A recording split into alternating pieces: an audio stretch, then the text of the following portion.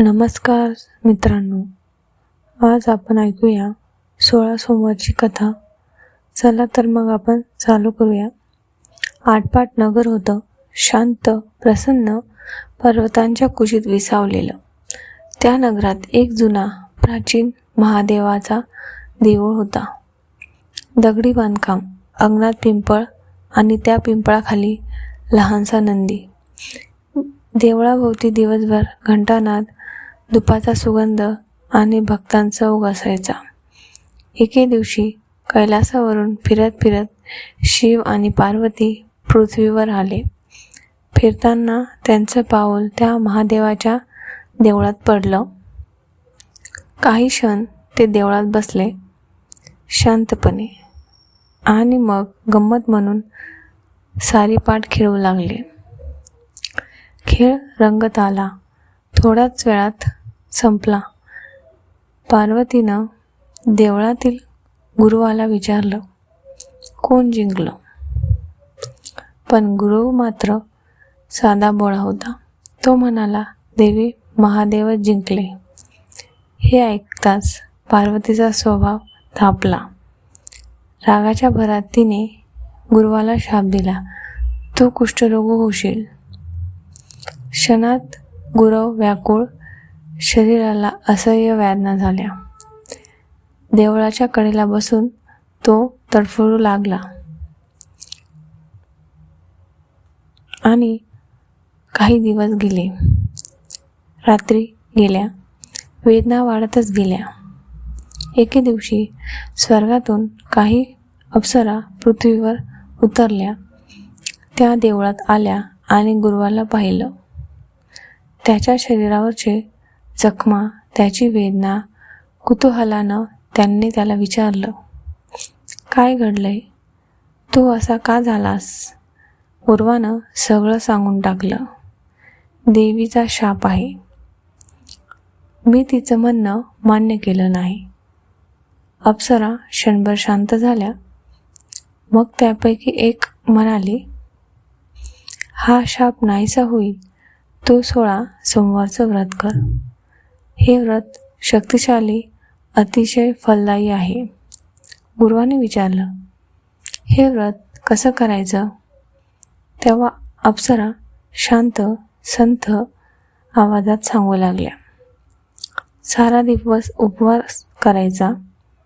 संध्याकाळी स्नान करून शंकराची पूजा करायची. नंतर अर्धा शेर कणिक, त्यात तूप आणि गूळ घालून यांचं चांगलं मिश्रण करून खायचं. त्या दिवशी मीठ खायचं नाही. अशा प्रकारे 16 सोमवार पूर्ण करायचे. आणि 17व्या सोमवारी पाशेर कणिक घे, तूप गूळ घालून चुरमा कर.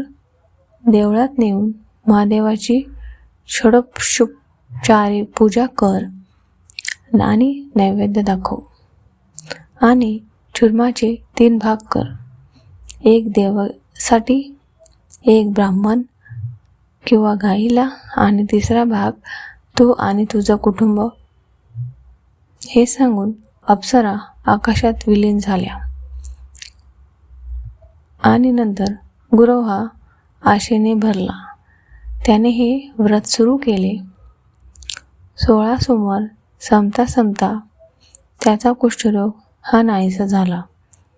शरीर हे पुन्हा निरोगी झाले आणि चेहरा हा पुन्हा तेजस्वी झाला.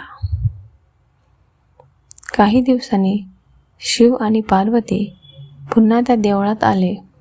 पार्वतीनं गुरुवाला निरोगी पाहिलं आणि ती आश्चर्यचकित झाली. तू बरा कसा झालास? असं तिने त्याला विचारलं.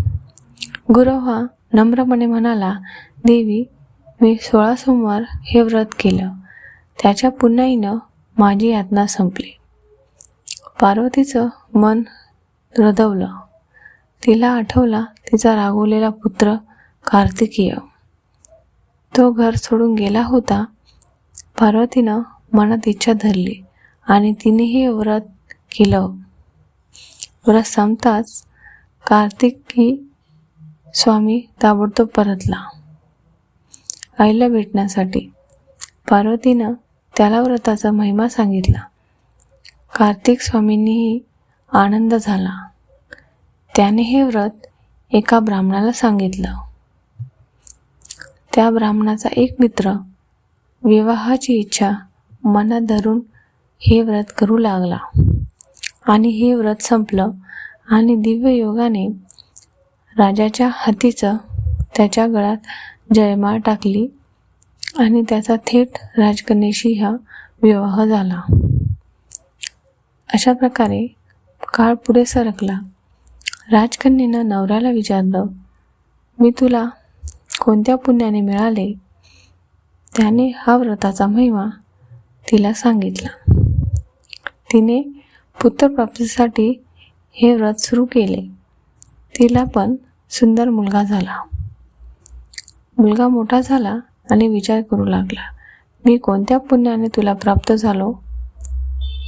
आईने त्यालाही व्रताविषयी सांगितलं. मुलानं राज्यप्राप्तीसाठी हे व्रत केलं. एक नगरात राजाला तो आवडला. त्याने मुलगी आणि राज्य दोन्हीही त्याला दिलं. अशा रीतीने व्रताचा महिमा पिढ्याने पिढ्या हा वाढतच गेला. एके दिवशी त्या ब्राह्मणाचा 17वा सोमवार आला. तो देवळातून घरी संदेश पाठवतो, 5 शेर कणकीचा चुरमा पाठवा. पण राणीला वाटलं 5 शेर कणिक लोक हसतील आणि तिने चुरम्याऐवजी 500 रुपये पाठवले. चुरमा वेळात आला नाही आणि व्रतभंग झाला. देवी रुष्ट झाली. राजाला स्वप्नात दृष्टांत झाला, राणीला घरात ठेवशील तर राज्य नष्ट होईल. राजेने मनावर दगड ठेवून राणीला राज्याबाहेर पाठवलं. राणी दिन झाली, भटकत फिरू लागली. एक म्हातारी तिला आसरा देते, पण तिच्या हातून चिवट वाऱ्यानं उडून जाते. म्हातारी तिला हाकलून देते. जिथं राणी जाई तिथं संकट येई. तेव्हा एक गोसावी तिला भेटतो. तो तिच्या दुःखाचा शोध घेतो. राणी संपूर्ण कहाणी त्याला सांगते. गोसावी समजतो व्रतभंगाचा पाप आहे आणि मग तो शंकराची प्रार्थना करू लागतो. महादेव प्रसन्न होऊन म्हणतात, तिने पुन्हा 16 सोमवार करावे. गोसाव्यानं तिच्याकडून हे व्रत करून घेतलं आणि त्यामुळे तिचं पाप नाहीसं झालं आणि तिचं नशीबही उजळलं. दरम्यान राजा तिचा शोध घेत होता. दूत सर्वदूर गेले. शेवटी गोसाव्याकडे पोहोचले. राजाने गोसाव्याला नमस्कार केला. गोसावी म्हणाला, ही माझी धर्मकन्या आहे. तू तिला राजा म्हणून परत घेऊन जा. ते दोघे नगरात परतले. उत्सव झाला. दान, दक्षिणा, पूजापाठ सगळं मंगलमय झालं.